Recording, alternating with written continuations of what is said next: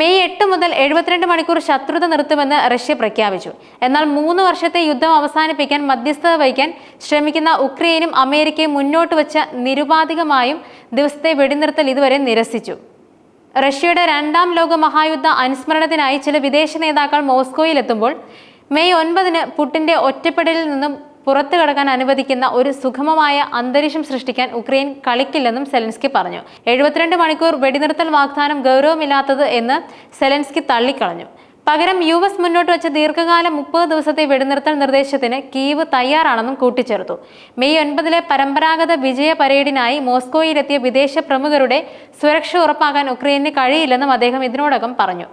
Russian ഫെഡറേഷന്റെ പ്രദേശത്ത് സംഭവിക്കുന്ന കാര്യങ്ങൾക്ക് ഞങ്ങൾ ഉത്തരവാദികളായിരിക്കില്ല. നിങ്ങളുടെ സുരക്ഷയ്ക്ക് അവർ ഉത്തരവാദികളാണ്. അതിനാൽ ഞങ്ങൾ നിങ്ങൾക്കൊരു ഗ്യാരണ്ടിയും നൽകില്ല. അദ്ദേഹം തന്റെ പ്രസിഡന്റ് ഭരണകൂടം പുറത്തിറക്കിയ അഭിപ്രായങ്ങളിൽ പറയുന്നത് അങ്ങനെയായിരുന്നു.